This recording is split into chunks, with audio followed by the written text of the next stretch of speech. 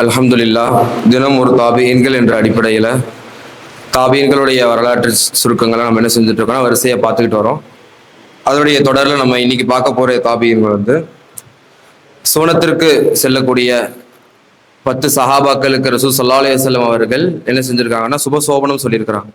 அதில் வரக்கூடிய சுபைர் ரலியல்லாஹு அன்ஹு அவருடைய மகனார் உர்வத் இப்னு சுபைர் அவர்களை பற்றின சுருக்கங்களை தான் நம்ம இன்னைக்கு வரலாற்று சுருக்கம் இங்கே பார்க்க போகிறோம். இவர்களுடைய பிறப்பு எப்படி இருக்குன்னு சொன்னால், உமர் ரலியல்லாஹு அன்ஹுடைய காலத்தில், உமர் ரலியல்லாஹு அன்ஹுடைய ஆட்சி காலத்தில் என்ன செய்யப்படுறாங்கன்னா இவங்க பிறக்கிறாங்க.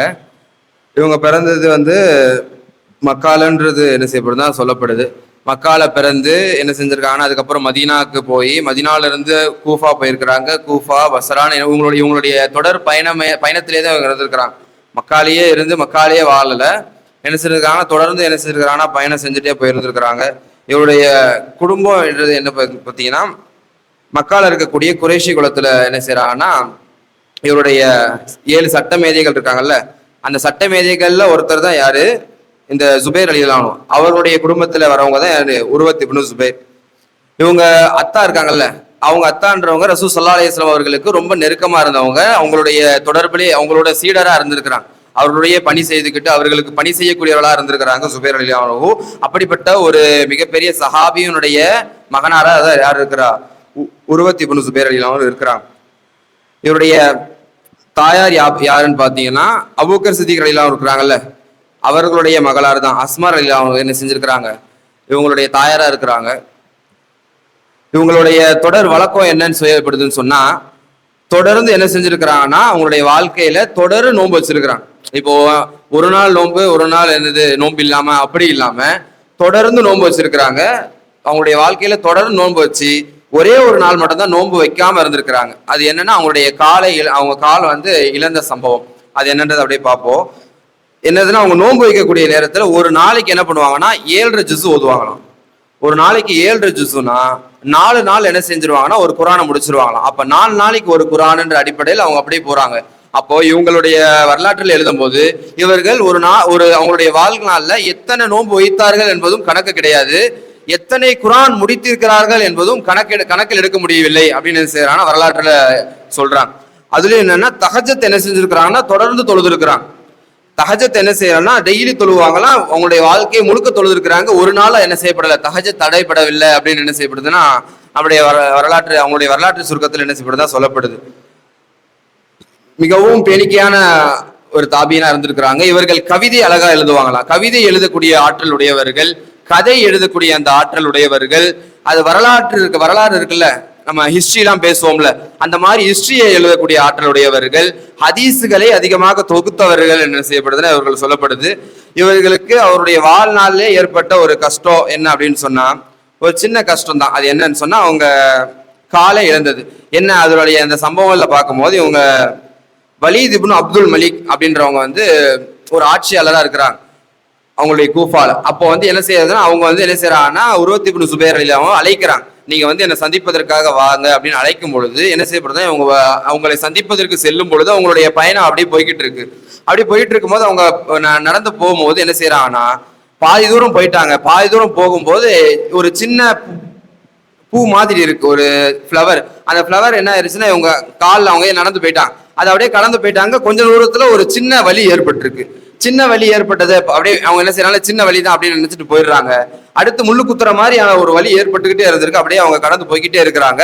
திடீர்னு என்ன ஆயிடுச்சுன்னா அவங்களால நடக்க முடியாம போயிருச்சு. நடக்க முடியாம போனதுல என்ன செய்யப்படுதுன்னா அவங்க திடீர்னு நடக்க முடியாம போயிருச்சு. அப்படியே உட்காந்துட்டாங்க. அந்த இடத்துல இருந்து ரத்தங்கள் வந்துகிட்டே இருக்குது. அவருடைய கால் என்ன செய்யப்படுது, அசைக்க முடியாத ஒரு சூழல் ஏற்பட்டுருச்சு. இப்ப நம்ம சொல்றோம் பாத்தீங்களா, இந்த சுகர்லாம் வந்துருச்சுன்னு சொன்னா கால்ல எல்லாம் அந்த புண்ணு வந்துருச்சுன்னு சொன்னா அது ஃபுல்லா அந்த சதைகள்லாம் அழுகி போயிடும். அந்த காலை வச்சுக்கிட்டு இருந்தா அப்படியே அழுக உங்களுடைய பார்ட்ஸ் எல்லாம் ஒவ்வொன்றா இழக்கிற மாதிரி இருக்கும். அதனால நீங்க என்ன செஞ்சணும், உங்களுடைய ஒரு காலை இழக்கணும். இந்த கால் முடிஞ்சதுக்கு அப்புறம் இந்த கால் வரும், இந்த கால் அப்படியே இழக்கணும் அப்படின்னு சொன்னா அந்த சுகர் இப்ப இருக்கக்கூடிய அந்த டயபெட்டிஸ் ப்ராப்ளத்துல வருது. இந்த மாதிரி அவங்களுக்கு ஏற்பட்ட அந்த ஒரு சின்ன காயம்ன்றது அவர்களுடைய அந்த காலையை எடுப்பதற்கான ஒரு சூழலா அமையுது. அதே மாதிரி என்ன செய்யறாங்கன்னா அவர்கள் என்ன செய்யறாங்கன்னா அந்த ஸ்ட்ரக்சர் சொல்லுவாங்கல்ல, அந்த ஸ்ட்ரக்சர்ல வச்சு என்ன செய்யறாங்கன்னா அவங்களை அந்த நாட்டுக்கு கூட்டு போயிட்டு அந்த நாட்டுல வச்சு அவங்களுக்கு மருத்துவம் பாக்குறாங்க. அந்த மருத்துவம் பார்க்கும்போது என்ன செய்யப்படுதுன்னா ரொம்ப வலி ஏற்படுது. அவர்களால் அந்த வலியை தாங்கவே முடியல. அந்த வலியை தாங்க முடியாத நிலை ஏற்பட்டாலும் அவர்கள் என்ன செய்யறாங்களா, அவருடைய நோன்பு விடுறதில்லை. பாருங்க, அவங்களுடைய பேணிக்கைன்றது எந்த அளவுக்கு இருக்குதுன்னு, காலை இழக்கக்கூடிய ஒரு சூழல் ஏற்பட்டிருக்கு. காலை வந்து எடுக்கணும்ன்ற அளவுக்கு டாக்டர் எல்லாம் சொல்லி அதுக்கான இது ப்ராப்பர் போயிட்டு இருக்குது.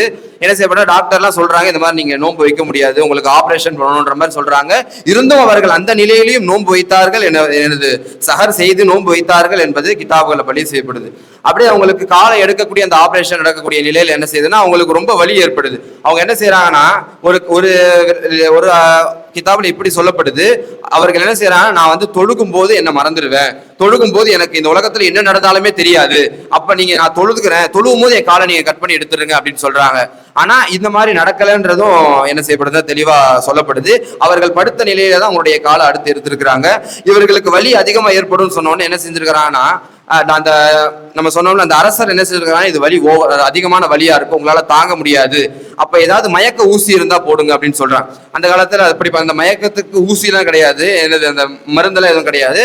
அந்த காலத்துல என்ன செய்வாங்கன்னா, மது என்ன செஞ்சிருவாங்கன்னா மருத்துவத்திற்காக மட்டும் பயன்படுத்திக்கலாம். அதுக்கு மட்டும் என்ன செய்யப்படுதுன்னா இஸ்லாத்துல அனுமதி இருக்கு. அந்த அரசரே சொல்றார், இந்த மாதிரி நீங்க என்னது உங்களுடைய அந்த வேதனை தெரியாமல் இருப்பதற்காக நீங்கள் மதுவை கொஞ்சமா நீங்க அருந்தி கொள்ளுங்கள், அருந்திக்கிட்டா உங்களுடைய அந்த வலி தெரியாம உங்க அந்த காலை எடுத்துடலாம்னு சொல்லும் போது, நான் வந்து என்னது என் காலை வந்து நீங்க எப்படி வேணா எடுத்துக்கோங்க, எனக்கு வலியே இருந்தாலும் பரவாயில்ல, எனக்கு நோவினை படுத்தினாலும் பரவாயில்ல, ஆனா நான் மதுவை குடிக்க மாட்டேன், மருத்துவத்திற்காக மது அருந்தலாம் என்பது இஸ்லாத்துல இருக்குது, அதுக்கு அனுமதியும் இருக்குது. ஆனாலும் அதற்கு கூட அவர்கள் என்ன செய்யவில்லை, அவங்களுடைய மனம் தளரவில்லை. அவர் அந்த வலி என்ன செஞ்சிருக்காங்க, அவங்க காலை இழந்திருக்கிறாங்க. காலை இழந்த நிலையிலும் அவங்க என்ன செஞ்சிருக்காங்கன்னா, என்ன செய்யலாம், இந்த மாதிரி நீங்க காலை தான் இழந்திருக்கிறீங்க, ஒன்றும் பிரச்சனை கிடையாது, நீங்க என்ன செய்யலாம், நீங்க உள்ள இருந்துட்டு நீங்க பணி செய்யலாம் அப்படின்னு சொல்லும் பொழுதும் காலை இழந்த வண்ணமா என்ன செஞ்சிருக்கிறாங்க, அவர் பள்ளிவாசலுக்கு தொழுகைக்காக சென்றிருக்கிறார்கள் வரலாற்றில் பதிவு செய்யப்படுது. இவர்கள் என்ன செய்யறாங்கன்னா, இவர்கள் காலை இழந்து இருக்கிறாங்க. இவர்களை நலம் விசாரிப்பதற்காக பெரும் பெரும் சஹாபிலாம் என்ன செய்யறாங்கன்னா வராங்க, பெரும் பெரும் தாபீன்கள்லாம் வராங்க. அப்படி ஒரு தாபீன் வராங்க, அவங்களை நல விசாரிச்சதுல இந்த தாபீன் நல விசாரிச்சது ரொம்ப சிறந்த முறையில இருந்துச்சு அப்படின்னு சொல்லப்படுது. இப்ராஹிம் இப்னு முகமது தல்ஹா அப்படின்ற ஒரு தாபீன்கள் அவங்க என்ன செய்யறாங்கன்னா வராங்க, வந்துட்டு இவர்களை நம்ம எல்லாம் ஒருத்தர் நல விசாரிக்க போறோம். நல விசாரிக்க போகும்போது அவங்க என்ன சொல்லுவோம், பரவாயில்ல, நல்லா வந்து பொறுமையா இருங்க, இதை விட நல்ல ஒரு இதை கொடுப்பான், இதற்கு கொடுத்திருக்காங்க ஏதாவது காரணம் இருக்கும், நம்ம வந்து நோயில இருக்கக்கூடியவங்களுக்கு நம்ம செய்வோம். ஆனா இவர்கள் செய்த ஒரு விஷயம்ன்றது மிகவும் சிறப்பு மிக்கதா இருந்தது.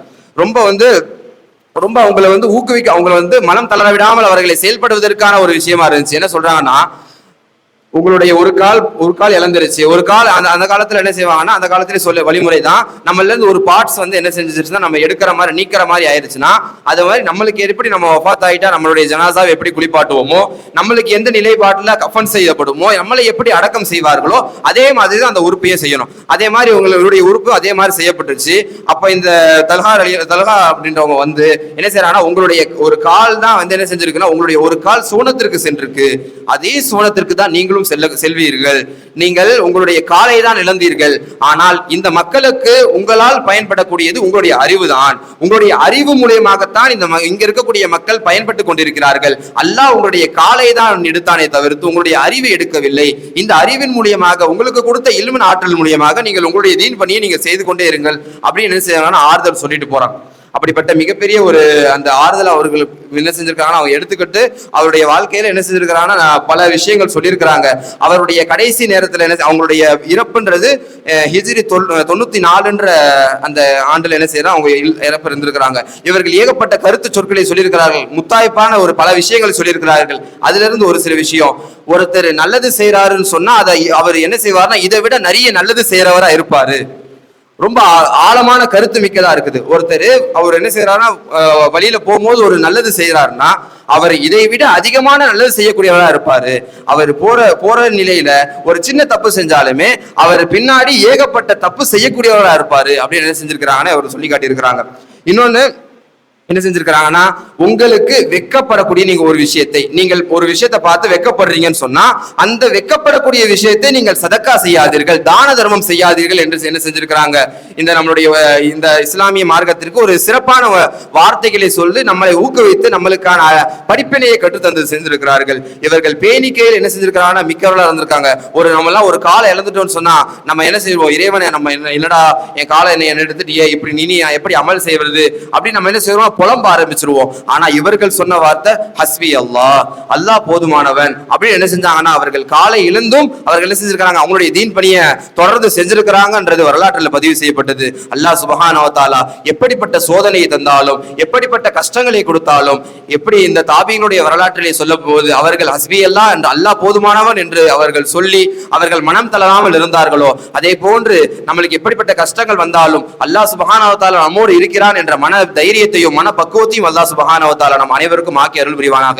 வாஹிர் தௌஹானா அல்ஹம்துலில்லாஹி ரப்பில் ஆலமீன். அஸ்ஸலாமு அலைக்கும் வரஹ்மத்துல்லாஹி தஆலா பரகாத்துஹு.